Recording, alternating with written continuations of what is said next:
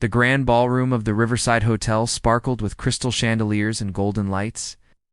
Rich people in expensive clothes moved around like butterflies in a garden of luxury. The annual Children's Education Charity Gala was the biggest social event of the year in the city. Everyone who was anyone would be there tonight. Julian Blackwood stood near the marble pillars, watching the crowd with tired eyes. At 32, he was one of the youngest billionaires in the country. His technology company had made him incredibly wealthy, but tonight he felt empty inside. He wore a perfect black tuxedo that cost more than most people earned in a month. His dark hair was styled perfectly, and his strong jaw made him look like a movie star. Women in beautiful gowns kept trying to catch his attention. They smiled sweetly and spoke in soft voices, hoping to become the next Mrs. Blackwood. But Julian had seen it all before. These women only cared about his money and status. None of them truly knew him or cared about the man behind the fortune. Julian, darling, called Victoria Ashworth, a socialite in a sparkling red dress. She walked over with her perfect smile. "I was hoping we could talk about that art gallery opening next week." Julian nodded politely, but his heart was not in the conversation. Victoria was beautiful and came from a wealthy family, exactly the type of woman his mother wanted him to marry. But when he looked at her, he felt nothing. No spark, no excitement, just emptiness.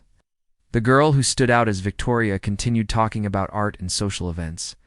Julian's eyes wandered across the room. That's when he saw her. Among all the glamorous women in expensive gowns, there was someone completely different. A young woman with simple brown hair tied back in a neat ponytail was carefully arranging flowers on the volunteer table. She wore a plain black dress that was clearly not designer. It was simple and modest, covering her properly without trying to show off. Her face had a natural beauty that didn't need makeup to shine. While everyone else was trying to look important, she focused on her work with quiet dedication. Emma Foster had volunteered to help at the gala because she believed in the cause. As a librarian at the city's main public library, she saw every day how education could change children's lives. She didn't belong in this world of wealth and glamour, but she wanted to help raise money for kids who needed books and learning opportunities. Julian found himself walking toward the volunteer table without thinking. There was something about this woman that drew him like a magnet. She moved with grace and purpose, completely unaware of how beautiful she looked in her simplicity. "Excuse me," Julian said softly as he approached the table. Emma looked up, and their eyes met for the first time. Her eyes were a warm brown color, like chocolate, and they were filled with kindness. For a moment, neither of them spoke. Julian felt his heart skip a beat, something that had never happened before. "I help you with something?" Emma asked politely. Her voice was gentle and real, so different from the fake sweetness he usually heard. "I was wondering about the charity," Julian said, though that wasn't really why he had come over. "What exactly does the money support?" Emma's face lit up with passion. "The Children's Education Fund helps provide books, computers, and learning programs for kids in poor neighborhoods. Many of these children don't have access to basic educational resources. The money raised tonight could change hundreds of young lives." Julian was amazed by how much she cared. When she talked about helping children, her whole face glowed with genuine emotion. He had never met anyone who spoke with such pure passion about helping others. "An unexpected connection that sounds incredible," Julian said, and he meant it. "You seem to know a lot about education." "I'm a librarian," Emma replied simply. "I see every day how much difference books and learning can make. Some kids come to the library because it's the only quiet place they have to study. Others discover their love of reading for the first time. It's the most rewarding work in the world." Julian was fascinated. In his world, people talked about money, business deals, and social status. But here was a woman who found joy in helping children learn to read. It was beautiful and refreshing. "I'm Julian," he said, extending his hand. "Emma," she replied, shaking his hand briefly. Her hand was soft but strong, the hand of someone who worked hard and cared deeply. "Would you like to dance?" Suddenly, he couldn't help himself. He wanted to spend more time with this amazing woman. Emma looked surprised and a little uncomfortable. "Oh, I don't think that's a good idea. I'm just a volunteer here. I should get back to work." "One dance," Julian said gently. please. I promise I'm not trying to cause trouble. Emma hesitated. She could see that this man was clearly wealthy and important. His expensive tuxedo and confident manner told her he was probably one of the rich donors. She didn't want to get in trouble with the event organizers, but there was something in his eyes that seemed sincere. Just one dance, she agreed quietly. Julian led her to the dance floor, past all the glamorous couples. He placed his hand gently on her waist and took her other hand in his. As they began to move to the soft music, Julian felt something he had never experienced before. This felt right. This felt real. Emma was nervous dancing with this stranger, but she found herself relaxing in his arms. He was a good dancer, leading her gently and respectfully. Unlike the other wealthy men she had seen tonight, he didn't try to show off or impress her. He just held her and moved with the music. "You're different from the other volunteers," Julian said softly as they swayed together. "Different how?" Emma asked. "You actually care about the cause?" "Most people here are just trying to be seen at an important event." "But you really want to help those children?" Emma was surprised by his insight. "Don't you care about helping children?" Julian was quiet for a moment. "I should," he said honestly. "I write checks for charity events like this all the time, but I never really thought about the actual children who would benefit. You make it real." The reality check as the song ended. Emma stepped back from Julian's arms. She'd enjoyed their dance more than she wanted to admit, but reality was setting in. This man was clearly from a completely different world than hers. "Thank you for the dance," she said politely. "I really should get back to my volunteer duties." "Wait," Julian said as she started to walk away. "Could I see you again? Maybe we could have coffee sometime and talk more about your work at the SU." Library Emma turned back to look at him. He seemed sincere, but she knew better than to get involved with someone like him. Rich men sometimes like to have fun with ordinary women, but it never ended well for the women. "I don't think that's a good idea," she said gently but firmly. "We live in very different worlds. I'm sure you're a nice person, but we don't have anything in common." Julian felt disappointed and confused. He had never been rejected before, especially not so kindly. Most women would jump at the chance to date a billionaire. But Emma was walking away from him like his wealth and status meant nothing to her. "Emma, wait," he called after her. But she had already disappeared into the crowd of volunteers, leaving Julian standing alone on the dance floor. For the first time in his life, Julian Blackwood wanted something he couldn't simply buy. He wanted to see Emma Foster again, and he had no idea how to make that happen. The rest of the evening passed in a blur for Julian. He went through the motions of socializing with other wealthy guests, but his mind kept returning to his dance with Emma. Her genuine smile, her passion for helping children, the way she felt in his arms, it all seemed like a dream now. When Victoria Ashworth tried to get his attention again, Julian barely listened. When his business partner tried to introduce him to potential investors, Julian couldn't focus. All he could think about was the librarian who had walked away from him without a second glance. As the gala ended and guests began to leave, Julian realized he didn't even know Emma's last name or which library she worked at. In a city with dozens of libraries, finding her again would be like searching for a needle in a haystack. But as Julian drove home to his empty penthouse apartment, he made himself a promise. He would find Emma Foster again, for the first time. In his life, he had met someone who made him feel alive, someone who cared about things that truly mattered. He wouldn't let that slip away without a fight. The question was, how do you win the heart of a woman who doesn't care about money when money is all you've ever known how to use? 3 days passed since the charity gala, and Julian could not stop thinking about Emma. He sat in his glass office high above the city. His assistant knocked on the door and entered with a stack of papers. "Mr. Blackwood, the contracts for the Singapore deal need your signature," she said, placing the documents on his massive oak desk. Julian barely looked at the papers. "Cancel my meetings for today," he said suddenly. "I have something important to do." His assistant looked confused. Julian never canceled meetings. Today, he had a mission that mattered more than any business deal. He started with the main public library downtown, then moved to the smaller branches in different neighborhoods. At each library, he walked through the quiet halls, hoping to catch a glimpse of brown hair and kind eyes. At the third library, an older woman at the front desk noticed him looking around nervously. "Can I help you find something?" she asked with a friendly smile.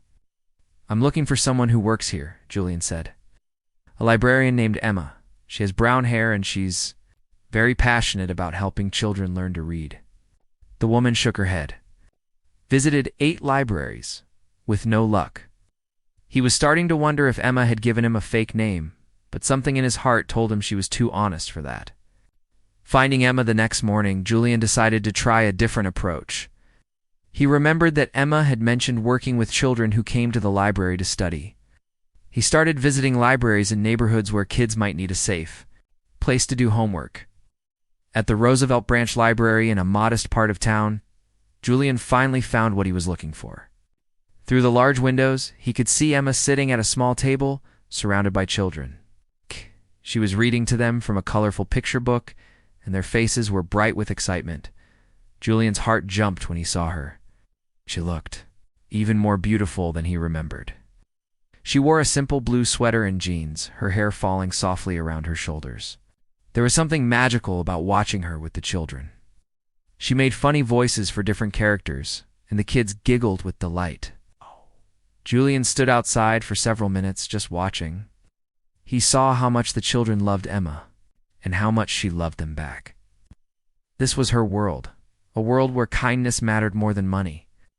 When story time ended and the children ran off to find their own books, Julian took a deep breath and walked into the library.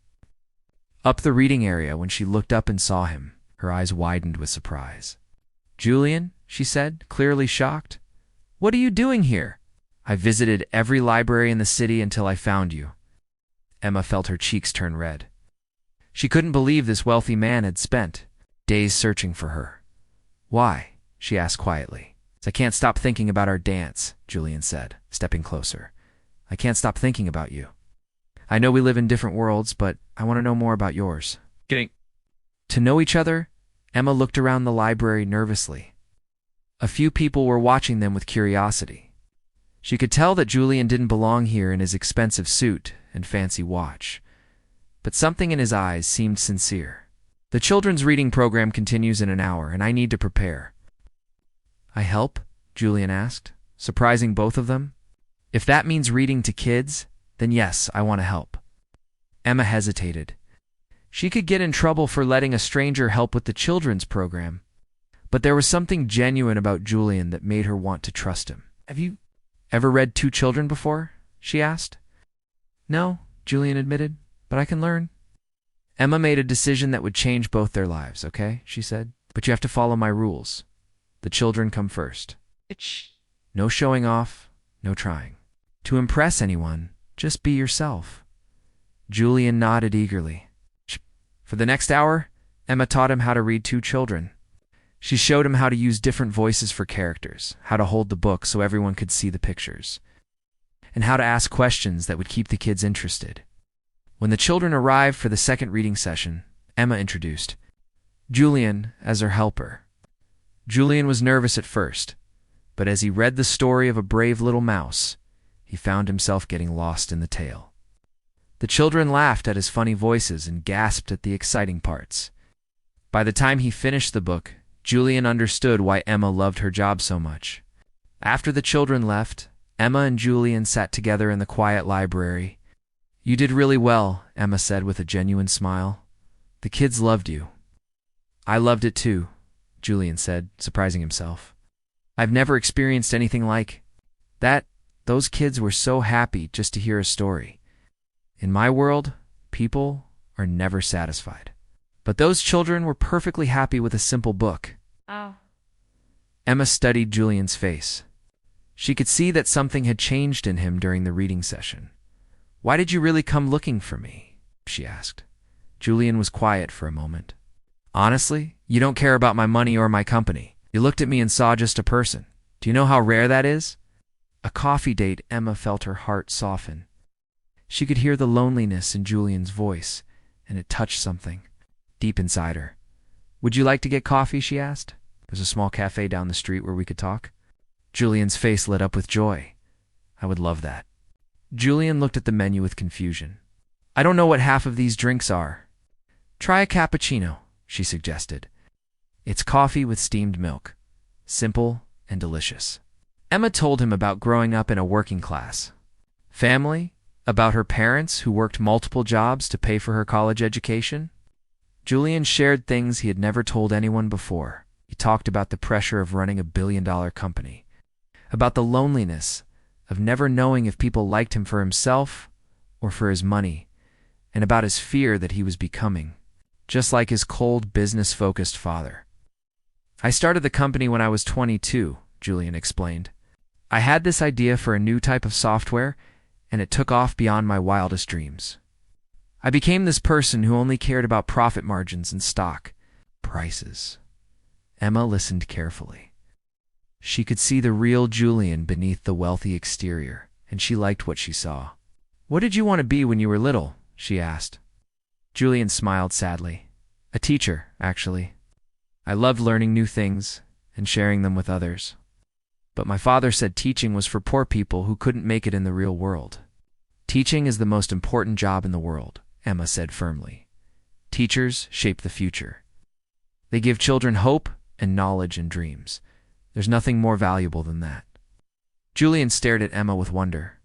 She truly believed what she was saying, and her passion was contagious. Can I see you again? He asked, as they stood outside the cafe. Emma looked into his eyes and saw sincerity there. If you want to help with the reading program again, you're welcome to come back. Julian's heart soared. He felt hope. For the first time, he had found someone who could see past his money to the person he really was inside. Now he just had to prove that he was worthy of her trust and affection. The question was, could a billionaire learn to live in a simpler world, and could love bridge the gap between their very different lives? Over the next 3 months, Julian became a regular volunteer at the Roosevelt Branch Library. Every Tuesday and Thursday, he would arrive in casual clothes instead of his expensive suits. Emma had suggested he dress more simply so the children would feel comfortable around him, and Julian discovered he actually preferred jeans and sweaters to his formal business attire. Julian proved to be a natural with the children. He had a gift for making stories come alive, and the kids always gathered around him with excitement when it was his turn to read. Emma watched him with growing admiration as he patiently helped struggling readers and celebrated every small victory with genuine joy. You should have been a teacher, Emma told him one afternoon as they cleaned up after story time. You have such a gift with children. Julian looked up from the books he was organizing. I've been thinking about that a lot lately, he said quietly. Being here with you and these kids has shown me what I've been missing in my life. Purpose, real connection, making a difference that actually matters. Emma felt her heart flutter. Over these months, she had watched Julian transform from a distant billionaire into a warm, caring man. He never talked about his money or his business success. Instead, he asked about the children's progress, remembered their names and their favorite books, and always stayed late to help with cleanup. Emma, Julian said, setting down the books and turning to face her. I need to tell you something. Emma's pulse quickened. She could see something serious in his eyes. I'm falling in love with you, Julian said simply. I know we come from different worlds, but these past months have been the happiest of my life. When I'm with you, I feel like the person I was always meant to be. Emma felt tears form in her eyes. She had been fighting her own growing feelings for Julian, telling herself it could never work between them. But seeing him with the children, watching him choose simple joy over wealth and status, had broken down all her defenses. Julian, she whispered, I'm falling in love with you too. Julian stepped closer and gently cupped her face in his hands. Really? He asked, hardly daring to believe it. Emma nodded, and Julian leaned down to kiss her softly. It was a tender kiss full of hope and promise, surrounded by the quiet peace of the library they both had come to love. Family opposition the next week, Julian made a decision that would change everything. He invited Emma to have dinner with his family at the Blackwood mansion. Emma was nervous about meeting Julian's wealthy parents, but she wanted to be part of his whole life. Blackwood mansion was like nothing Emma had ever seen. It sat on 5 acres of perfectly manicured grounds, with marble columns and crystal windows that sparkled in the evening light. Julian picked Emma up in his car, and she wore her best dress, though she knew it was nothing compared to what his family would expect. "Are you sure about this?" Emma asked, as they walked up the grand staircase to the front door. "I've never been more sure of anything," Julian replied, squeezing her hand reassuringly. Julian's parents, Richard and Catherine Blackwood, were waiting in the formal dining room. Richard was a stern man in his 60s who had built his own fortune in real estate. Catherine was an elegant woman who served on the boards of several exclusive charities. Both of them looked at Emma with barely concealed disapproval. The dinner was uncomfortable from the beginning. Catherine asked Emma pointed questions about her family background, her education, and her future plans. Richard discussed business deals and investment opportunities, clearly trying to show Emma how different their worlds were. "So, Miss Foster," Catherine said over the expensive wine that Emma barely touched, "Julian tells us you work at a public library. How ... interesting. Do you have any plans to pursue a more substantial career?" Emma felt her cheeks burn, but she kept her voice steady. "I love my work, Mrs. Blackwood. Helping children learn to read and giving them access to knowledge is very fulfilling to me." Richard laughed coldly. "Fulfilling doesn't pay the bills. Young lady, Julian needs a wife who can move in our social circles, someone who understands the responsibilities that come with the Blackwood name." Julian had been quiet through most of the dinner, but now he stood up abruptly. "That's enough," he said firmly. "Emma is the most incredible woman I've ever met, and if you can't see that, then you don't know me at all." "Julian, sit down," his father commanded. "Don't be foolish. This girl is obviously after your money." "Emma has never asked me for anything," Julian replied angrily. "She doesn't care about my money." "She cares about me as a person, which is more than I can say for anyone else in my life." Catherine dabbed her lips with her napkin delicately. "Julian, dear, you're going through a phase. It's natural for young men to be attracted to ... novelty. But marriage is about building a legacy, maintaining social position. This girl simply doesn't fit into our world." Emma had heard enough. She stood up quietly and placed her napkin on the table. "Thank you for dinner," she said politely. "Julian, I think I should go home now."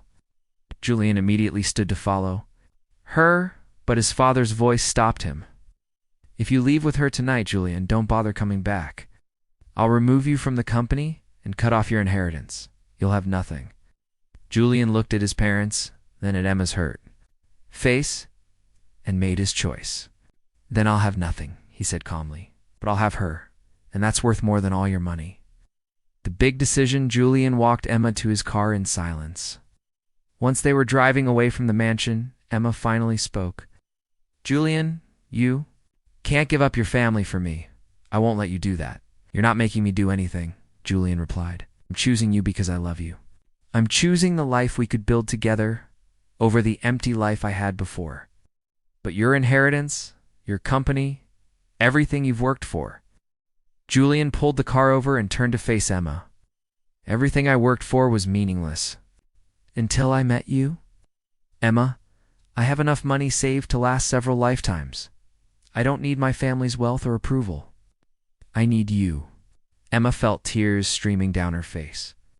"What if you regret it? What if you miss your old life?" "The only thing I would regret is losing you," Julian said, taking her hands in his. "Emma Foster, will you marry me?" Emma stared at him in shock. "Julian, ... I know it's sudden, but I can't imagine my life without you. We could start a literacy foundation together. We could open learning centers for children all over the country. We could make a real difference in the world." Emma saw the sincerity in Julian's eyes and felt her heart soar. This man was willing to give up everything for her, not because she asked him to, but because he had found something more valuable than money. He had found love and purpose. "Yes," she whispered. "Yes, I'll marry you." Julian pulled her in too, his arms, and kissed her deeply. They held each other in the car, both crying tears of joy and relief. A new beginning 6 months later.